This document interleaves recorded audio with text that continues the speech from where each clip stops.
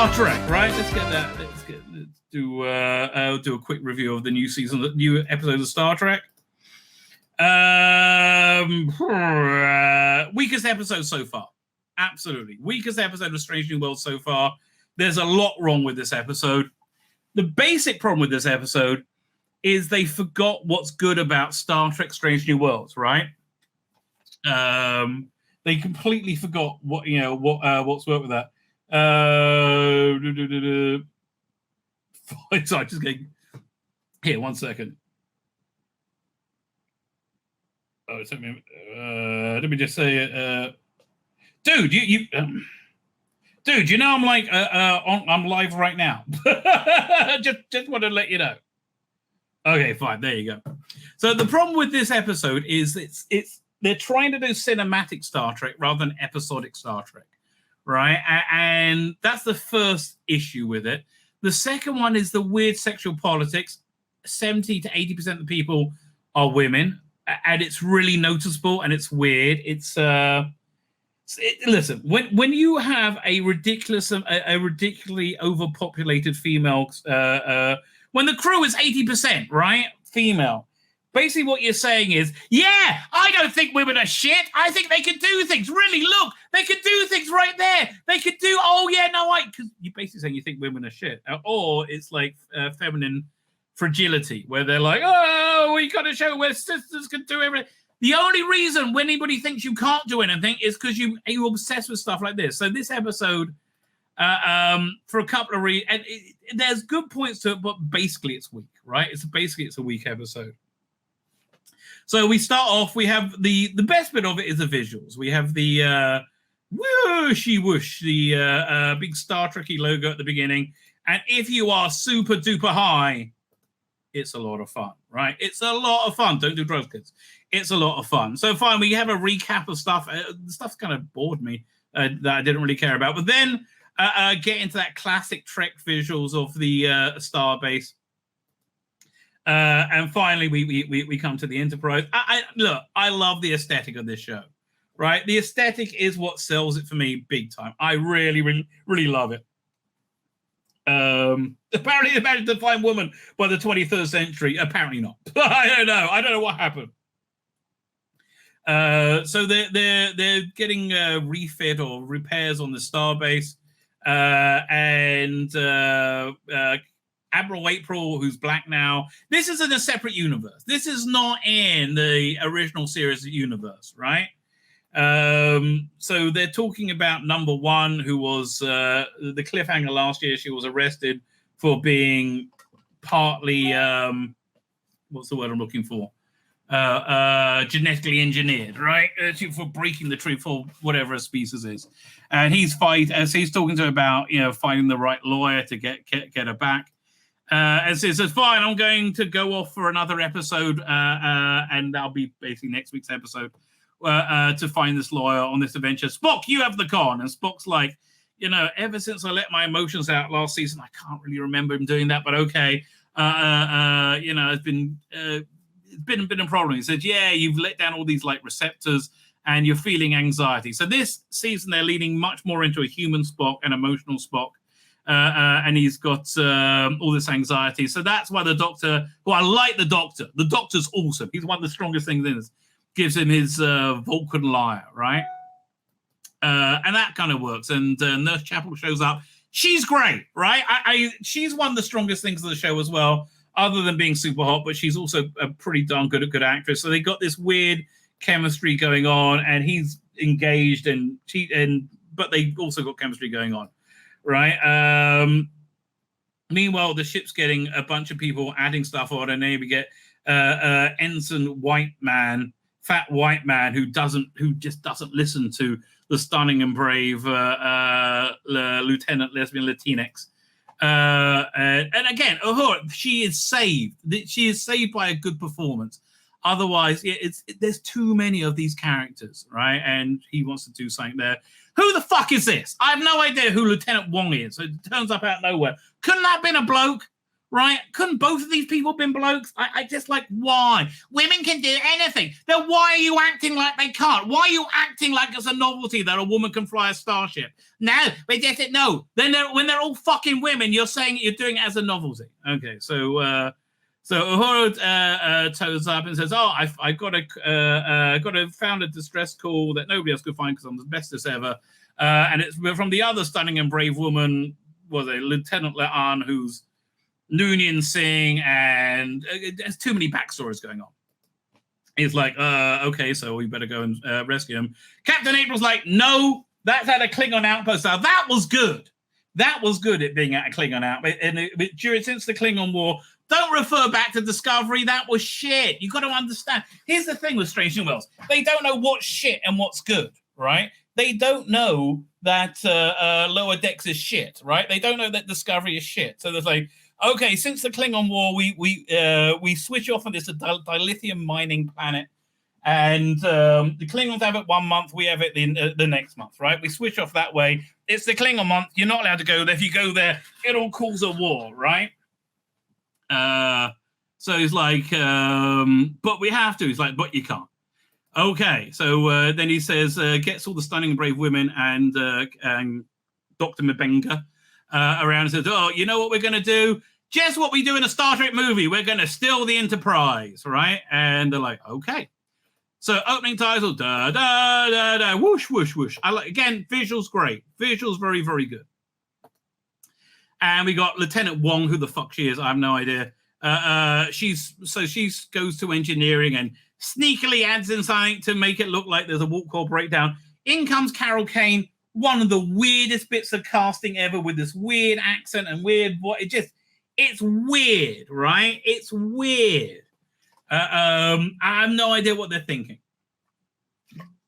So I think that she's part of the race of people who were hiding on Earth, and from the Gary 7, Picard season 2, whatever. So she's been around for a long time. Still the Enterprise again. Exactly. Fucking exactly. I agree with you, Lonnie. Right? Oh, look, it's a chick. Who'd have thought? Right? So she's worked out that they're trying to steal the Enterprise, and she says, okay, I'm going to help you do it because, I'm just a kooky, weird old person. Right? And she tells them to vent the warp plasma. And she says, I haven't been out in space. I've just been teaching for 100 years. It's about 100 years since I've been out. So it's like, okay. So they vent the warp plasma, and they tell them to get away from the Starbase One. And thus they steal the Enterprise, and they steal the Enterprise. Quite easily. And then Carol Kane goes away because she's tired, I guess. I don't know. But she wants to go on the mission. And I can't stand Lieutenant Lesbian Latinx. She's everything that's wrong with the show. Oh, yeah. So then they have this really kind of again, this is all bad Star Trek right now, where they do, okay, Spock, what's your catchphrase? We didn't have fucking catchphrases. Let's fly. There's no need for this. It says, okay, Spock, what's your catchphrase? It says, make the ship go fast. Now, it's shit, okay? And off they go. Okay, so next we come to something kind of good, and we get to see the Klingon outpost, and Klingons are drinking, and they look like Klingons again, right?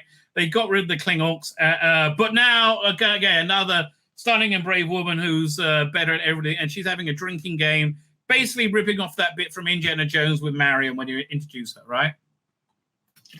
So she's having look how tiny she is. She's having some kind of drinking game of blood wine with Klingons, and she's beating them because she's the bestest, right? Just fucking annoying, right? Just fucking annoying. 1 second.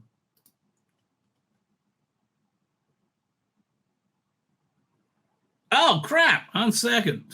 Wait. Let me just send a message. I totally thought I did. I thought I did hours ago. Oh, my God. I'm so sorry. Here, 1 second. Let me just send that to you. But give it another 5-10 minutes because I'm just wrapping up my Star Trek review. 1 second. We go there. Copy. There you go. Okay, fine. Back to Star Trek. And that conversation was more interesting than this episode of Star Trek. Black Mirror, though, really enjoyed that. I'm 2 episodes in. That's good. right? So she's tracking down. There's a well, we find out in a minute. She's on an undercover mission, and then they go undercover to meet her, and she says, "Oh, there's a thanks for seeing me." And there's a group here of humans and Klingons who want to restart the Klingon War to make the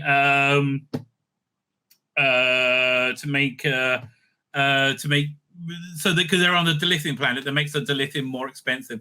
Essentially, it's like it's like real life, but instead of being the FBI and instead of being the CIA starting the war in and maintaining war in Ukraine, it's a rogue faction. That's the only thing I don't really believe. So anyway, so they want to start this war to make the dilithium more expensive, and so they're going to investigate. Right, they're going to go on an investigation. So M'Benga and Nurse Chapel, who honestly they could do a show with these two, right? These two really, really work. They go to the makeshift medical center, and she looks hot because she looks hot. And another Klingon woman turns up. Klingons and humans say, "Come, we have need of you." And they take them to their secret Klingon base, their Klingon human base. Meanwhile, she's selling guns to this group as well to try and track them down. But he threatens her, but she's so stunning and brave. Right. Oh, I got this thing that'll blow you up. She's 4'5" and he's a Klingon and it looks stupid. Have a few blokes, just a few bloody blokes. So, God.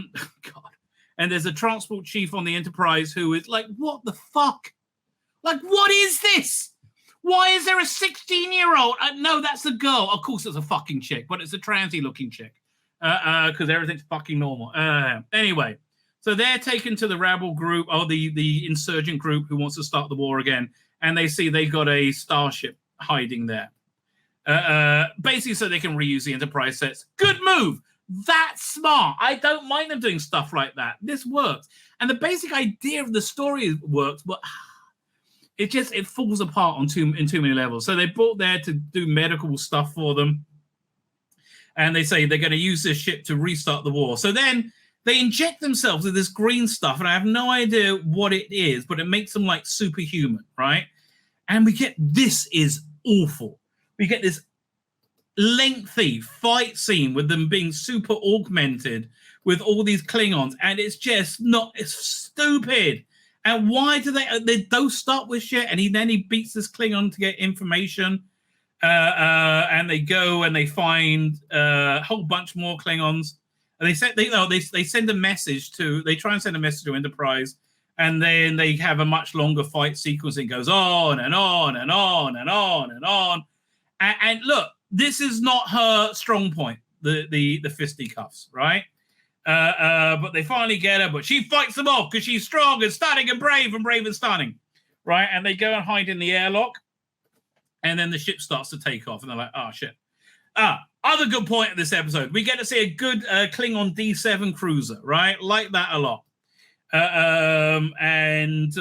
Meanwhile, the Enterprise is hiding, so if the Klingons see them, they're going to start a war. And so they're monitoring things. And she said, we still can't find M'Benga and Chapel. We don't know where they are. And suddenly the ship takes off and it appears. So they're going to use the ship to start a war by attacking the Klingon vessel.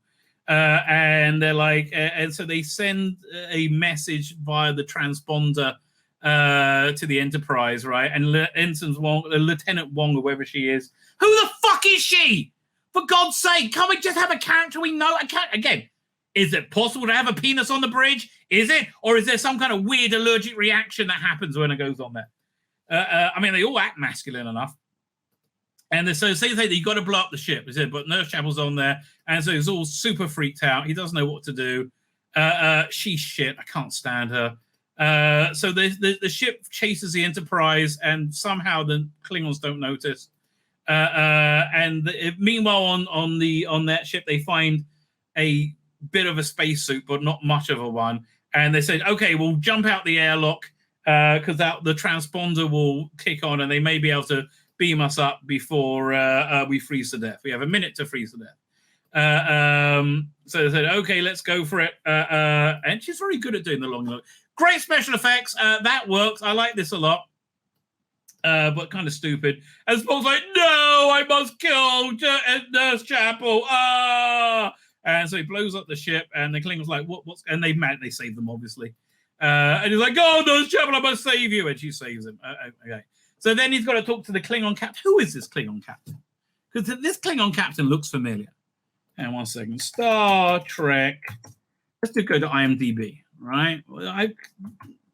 Anybody in chat, if you can guess who it is, looks familiar to me, right? Looks familiar to me. IMDb. Was it IMDb? There you go. So, Star Trek Strange New World.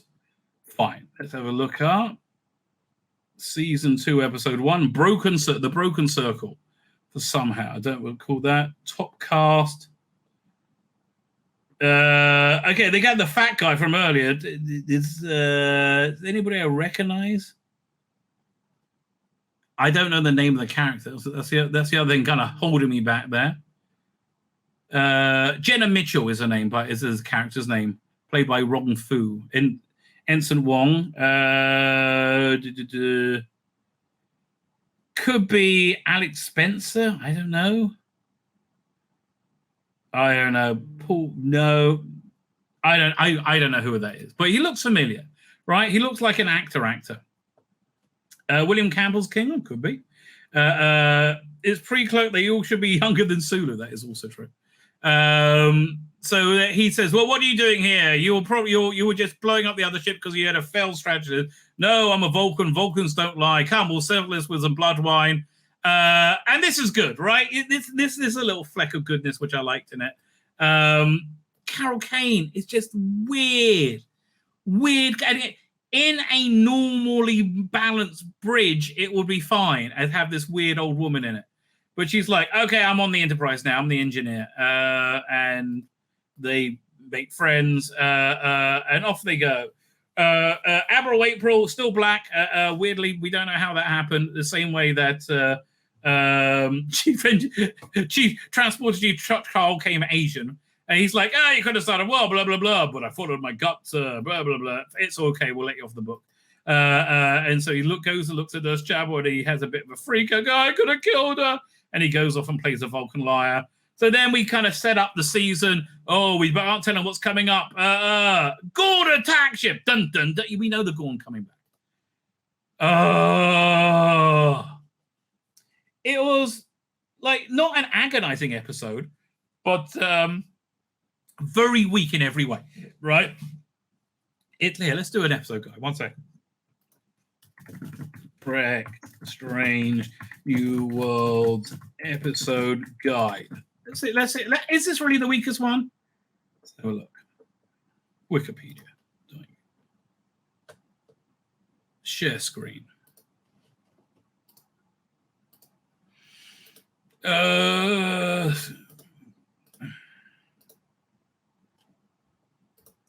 to. Is that can't wait, Lonnie, you're telling me Ensign Wong is a gender swap Gary Mitchell? Fuck off. Is it really? Hang on. Let me see what her first name is. Her name's Jenna Mitchell, I guess. Fine. So what the episodes he got? Strange New Worlds. Okay, that was a very by the book TNG episode, but it was very nice to get back to that format. Children of the Comet that was better. Children of the Comet was better. Again, good episodic Star Trek in a Strange New World. Ghost of Illyria. What was Ghost of Illyria? I don't remember that one. Memento Mori was the Ghost of Illyria was hang on. I'll look it up. Encounters a contagion that ravages the ship one by one. The entire crew are incapacitated. Fine. So yeah, that was when they found out she was part genetically engineered. Momentum. But yeah, that was a better episode than this one. Spock and Mock, way better. Love that. That was a high point of season 1. Really love that. Memento Mori, also very, very strong. I like that one a lot. That was the Gorn episode. Lift us up where suffering cannot reach. Again, more of a Interesting Strange New World, an episode of the week, Siren School. People hated that one. I like that one better than this episode, right? I thought that was kind of fun. Elysian Kingdom failed in a lot of ways, but wrapped up the Doctor's daughter story very well. Towards Those Wonder, fan-fricking-tastic, and The Quality of Mercy, fantastic. So this is, yes, the weakest episode, the absolute weakest episode so far. Tomorrow, I don't know. I'm worried about this season. See how it works out. Listen, we've had 20 excellent episodes of Star Trek. I think it's more than anyone could possibly hope for. My name's Tzvi Lebetkin, the Rabbi from another planet. Please like, share, and subscribe, and ring that little bell. Ring the little bell so you're notified when new videos drop.